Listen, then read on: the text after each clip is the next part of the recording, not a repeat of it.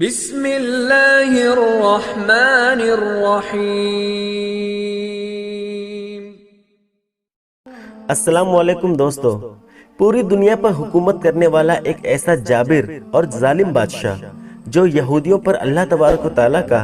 عذاب بن کر نازل ہوا، اور اس نے یہودیوں کو چن چن کر ان کا قتل عام کیا اور یہودیوں کے عروس کو زوال میں بدل دیا۔ پیارے دوستو،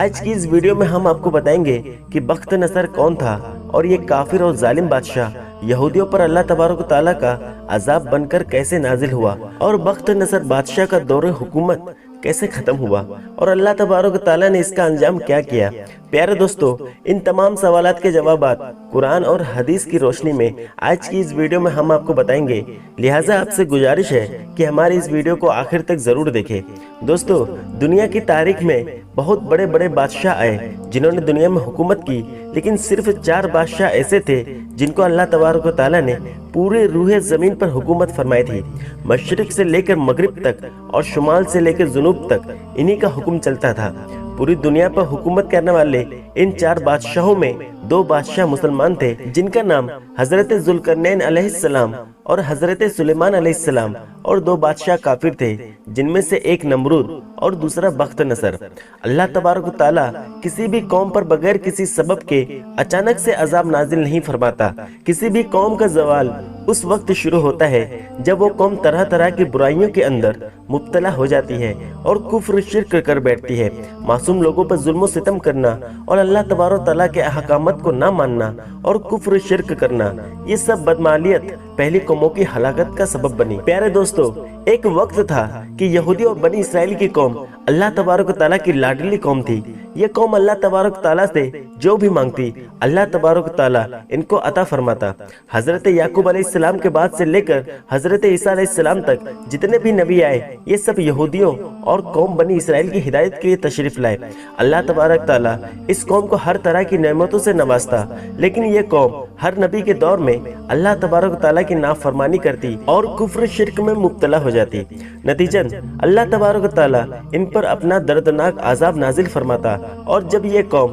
اللہ تبارک و تعالیٰ کی بارگاہ میں اپنے گناہوں کی معافی طلب کرتی تو اللہ تبارک و تعالیٰ ان کو معاف فرما دیتا اور ان کو دوبارہ سے عزت اور روزی عطا فرماتا۔ پیارے دوستو، حضرت سلیمان علیہ السلام کے زمانے میں یہودی قوم یروشلم کے اندر آباد تھی، اور حضرت سلیمان علیہ السلام کے زمانے میں اس قوم نے پوری دنیا پر راج کیا۔ لیکن جب حضرت سلیمان علیہ السلام اس دنیا سے تشریف لے گئے، اس کے تقریباً 400 سال بعد یہ قوم پھر سے اللہ تبارک و تعالیٰ کی نافرمانی کرنے لگی اور کفر شرک کے اندر مبتلا ہو گئی۔ اس طرح جب یہ قوم طرح طرح کی برائیوں کے اندر مبتلا ہو گئی تو اللہ تبارک و تعالیٰ نے اس دور میں ایک جابر اور ظالم بادشاہ جس کو دنیا بخت نصر کے نام سے جانتی ہے، اس کو ان پر مسلط کر دیا، اور بخت نصر اللہ تبارک و تعالیٰ کا عذاب بن کر یہودیوں پر نازل ہوا۔ پیارے دوستو، بخت نصر بادشاہ کا دور حکومت حضرت سلیمان علیہ السلام کے دور حکومت کے بعد شروع ہوا، اور اللہ تبارک و تعالیٰ نے اس کو بھی پورے روح زمین پر بادشاہت عطا فرمائی تھی۔ بخت نصر کی پیدائش کے بارے میں 2 طرح کی روایت ملتی ہے۔ ایک روایت کے مطابق یہ قومی عمالقہ میں سے تھا کہ جس کے ماں باپ نے اس کو پیدا کر کے نصر نامی بت کے پاس لاوارث چھوڑ دیا تھا۔ یہ بت اس دور کے اندر بہت زیادہ پوجا جاتا تھا، کیونکہ یہ بچہ لوگوں کو نصر نامی بت کے پاس ملا تھا۔ چنانچہ لوگوں نے اس بچے کا نام بخت نصر یعنی نصر بت کا بیٹا رکھ دیا، اور ایک دوسری روایت کے مطابق یہ ایک بادشاہ کے گھر میں پیدا ہوا۔ اس کا باپ ایک بہت بڑا بادشاہ تھا۔ بخت نصر ایک ذہین، بہادر اور جنگجو انسان تھا۔ یہ اتنا بہادر تھا کہ اس نے اپنی چھوٹی سی عمر میں اپنے باپ کے کہنے پر مصر کے اندر ایک جنگ چھیڑ دی اور مصر کو فتح کر لیا۔ 605 قبل مسیح میں اس کے باپ کا انتقال ہو گیا، اور اس کے انتقال کے بعد یہ بابل شہر کا بادشاہ بن گیا۔ بادشاہ بننے کے بعد بخت نصر نے بہت سارے ممالک پر حملہ کیا اور ان کو اپنے قبضے میں لے لیا، اور ادھر یہودی اور قوم بنی اسرائیل جو کہ یروشلم کے اندر آباد تھی اور طرح طرح کی برائیوں کے اندر مبتلا ہو چکی تھی، یہ لوگ کھلے عام اپنی بد اعمال میں بد مست ہو کر اللہ تبارک تعالیٰ کی نافرمانی کر رہے تھے، اور اللہ تبارک تعالیٰ کی ذات کو چھوڑ کر کفر و شرک کے اندر مبتلا ہو چکے تھے۔ اسی دوران یہودیوں پر اللہ تبارک تعالیٰ نے اپنا دردناک عذاب نازل فرمایا، اور بخت نصر نے یروشلم پر حملہ کر دیا۔ اس حملے میں بخت نصر नसर ने यहूदियों को चुन चुन कर कत्ले आम किया और बैतुल मुकद्दस को तबाह बर्बाद कर दिया, और इस हमले के अंदर 40,000 तौरात के यहूदी आलिमों को भी कत्ल कर दिया गया और 40,000 यहूदियों को जिला वतन कर दिया। इस तरह ये यहूदी कत्लो गारत के डर से दूसरे ममालिक की तरफ भागने लगे। इस हमले के अंदर बख्त नसर ने 80,000 यहूदियों को अपना कैदी बना लिया, और बाज रिवायत के मुताबिक कैदी बनने वाले अफराद की तादाद 80,000 से ज्यादा थी। इन कैदियों में अल्लाह तबारक व तआला के 2 नबी भी शामिल थे, जिनमें एक का नाम हजरत दानियल अलैहिस्सलाम और दूसरे का नाम हजरत उज़ैर अलैहिस्सलाम है। प्यारे दोस्तों, जब बख्त नसर ने यरूशलेम पर हमला किया तो यरूशलेम के तमाम शहर को जला दिया, हैकल सुलेमानी को गिरा दिया और उसके खजाने को लूट लिया, और हैकल सुलेमानी में मौजूद तमाम किताबों को जला दिया, जिसके अंदर तौरात शरीफ के असल नुस्खे भी मौजूद थे। इस तरह बख्त नसर बादशाह ने जुल्म सितम की हर हद पार करते हुए यहूदियों को चुन चुन कर कत्ल किया और हैकल सुलेमानी और तौरात शरीफ की बेअदबी करते हुए उनको जला दिया। प्यारे दोस्तों, इस कत्लो गारत के अंदर ताबूत सकीना जो कि हैकल सुलेमानी के अंदर मौजूद था, वो कहीं गायब हो गया और उसका आज तक किसी को कुछ पता न चला। इस कत्लो गारत के बाद बख्त नसर बहुत सारे यहूदियों को कैदी बनाकर अपने साथ ले गया, और क्योंकि बख्त नसर बादशाह ने हैकल सुलेमानी को जलाया था और तौरात शरीफ की बेअदबी करते हुए उसके नुस्खों को भी जला दिया था, तो अल्लाह तबारक तआला ने इस बदबख्त बादशाह पर भी अपना दर्दनाक आजाब नाजिल फरमाया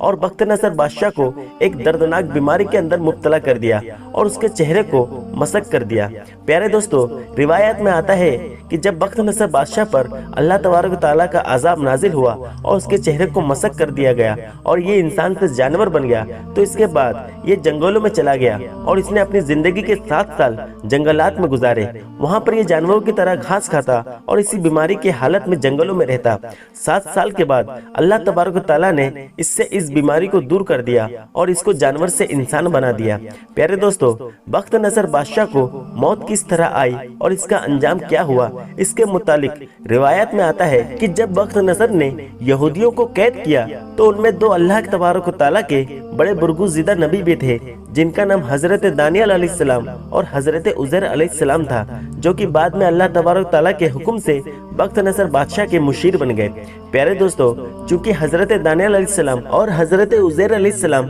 अल्लाह तबारक तआला के नबी थे और अल्लाह तबारक तआला ने इनको इल्म फरासत से नवाजा था, लिहाजा बख्त नसर बादशाह इल्म दानाई की वजह से इनको बहुत ज्यादा अहमियत देता था, जो कि बनी इसराइल के यहूदियों के लिए नाकाबिले बर्दाश्त थी और यहूदी कौम हजरत दानियल अलैहिस्सलाम से बुग़्ज़ और हसद रखती थी। चुनांचे एक दिन यहूदियों ने हजरत दानियल अलैहिस्सलाम को माज़अल्लाह कत्ल करवाने की साजिश की और यहूदी बख्त नसर बादशाह से कहने लगे कि जब हजरत दानियल अलैहिस्सलाम पानी पी लेते हैं तो ये अपना पेशाब रोक नहीं सकते और इनको फौरन पेशाब आ जाता है, लिहाजा ये बात उस दौर के अंदर मायूर समझी जाती थी। चुनांचे बख्त नसर बादशाह ने इस बात को जानने के लिए एक महफिल मुनक्कद की और उस महफिल के अंदर बड़े बड़े उमरा और हजरत दानियल अलैहिस्सलाम की दावत रखी। चुनांचे जब तमाम मेहमान महफिल के अंदर पहुंच गए और हजरत दानियल अलैहिस्सलाम भी तशरीफ ला चुके, तो उनके सामने खाने पेश किया गया और बहुत सारा पानी भी रखा गया।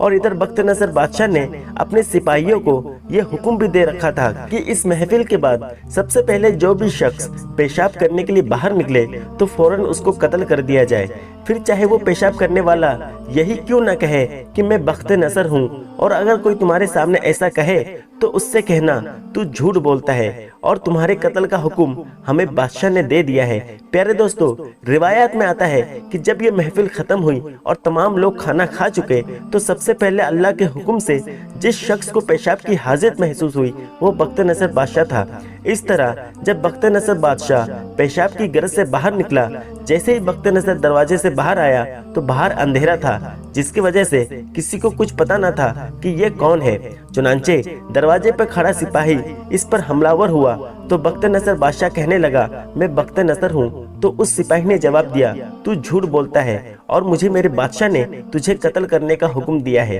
چنانچہ اسی دوران اس سپاہی نے تلوار سے حملہ کیا اور بخت نصر کو وہیں پر ہلاک کر دیا۔ پیارے دوستو، اس طرح اللہ تبارک و تعالیٰ نے اپنے پیارے نبی حضرت دانیال علیہ السلام کو یہودیوں کی ناپاک سازش سے بچا لیا، اور جو بخت نصر بادشاہ حضرت دانیال علیہ السلام کو قتل کرنا چاہتا تھا وہ خود ہی اپنے سپاہی کے ہاتھوں قتل ہو گیا۔ اللہ تبارک و تعالیٰ سے دعا ہے کہ اللہ تبارک و تعالیٰ ہمیں سیدھے راستے پہ چلنے کی توفیق عطا فرمائے اور اپنے پیارے حبیب محمد مصطفیٰ صلی اللہ تعالیٰ علیہ وسلم کے محبت کے اندر جینا مرنا نصیب فرمائے، آمین۔ دوستو، ویڈیو پسند آنے پر نہ صرف ویڈیو کو لائک کرے بلکہ اپنے دوستوں میں شیئر بھی ضرور کرے، اور ایسے ہی ویڈیوز دیکھنے کے لیے ہمارے چینل کو سبسکرائب بھی ضرور کرے۔ ملتے ہیں اگلے ویڈیو میں، تب تک کے لیے اللہ حافظ۔